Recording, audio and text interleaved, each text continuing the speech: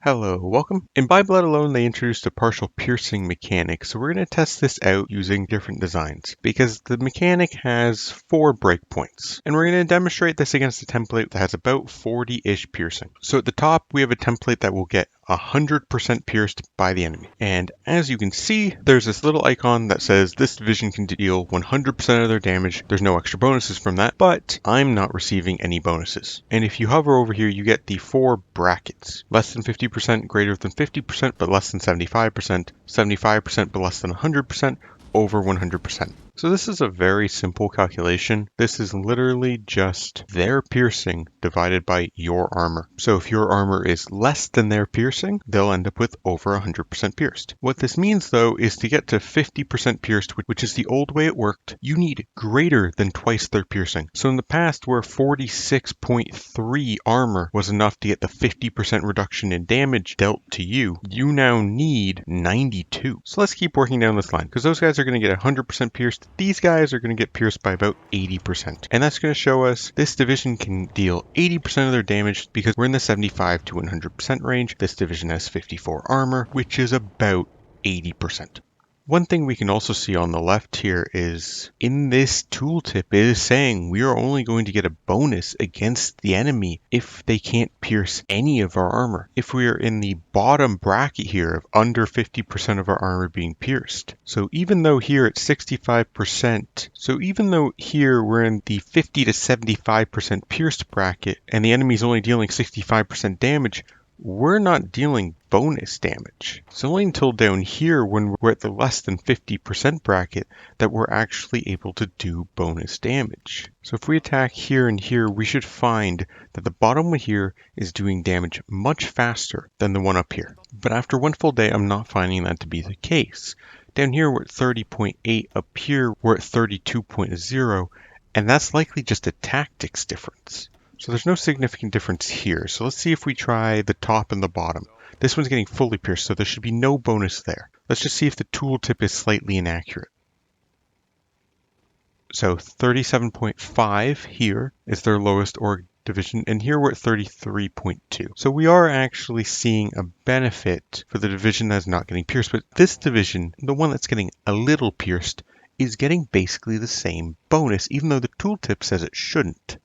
Maybe as long as you're not getting fully pierced, you're going to get the bonus to your damage output. You know what?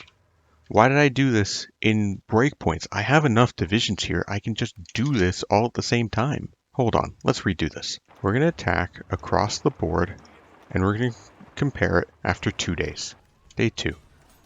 So the guys on the top, 36.8 on their lowest org division. These divisions are large enough to select all 3, so the main target will vary, but they should all be targeting 1. We're seeing 29.6, 32.1, 29.5. So this one got a bad tactic roll. This is at 36.8. It's highly unlikely that that's going to be a bad tactic roll. These guys dealt to their main target 11 damage. 50% more would be 16, and that is 50% more damage. So these guys are actually doing 50% more damage. So that's actually not as bad as it seems. The tooltip is kind of lying to us because the tooltip really makes it seem like you're only going to get the bonus if they can penetrate in less than 50% of our armor. But it's actually if they can penetrate in less than 100% of our armor, you're going to get the full bonus. While that's not as strong as it used to, it's not as big of a nerf either because the main bonus from not being pierced is actually the damage. You know, we have 58 hardness and 500 breakthrough. The damage reduction we're taking is largely lost on us because these enemy divisions really just can't do damage to us.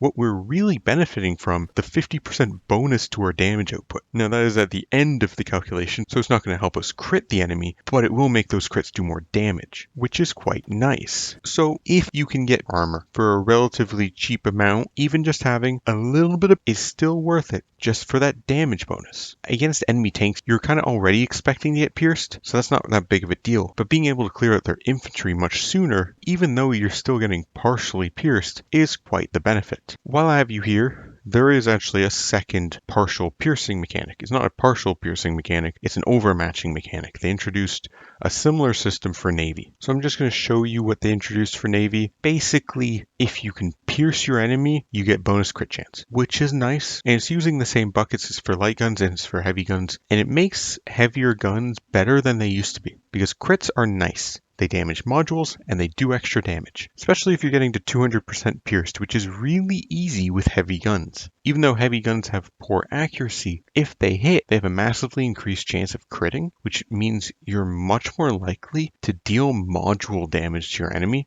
which is very nice. If you knock out their main batteries, that's a pretty hefty penalty to their attack. Or you can knock out their speed, so all of a sudden they have minus 80% speed. Crits are really nice in naval warfare, and having the piercing to do that is really good. What this means is armor has more value in Navy, which we will get to at some point. When? I don't know, I'm procrastinating, but some point. Anyways, armor got nerfed on tanks, or maybe piercing got buffed, depends on your point of view. Anyways, thank you for watching, and I will see you guys next time.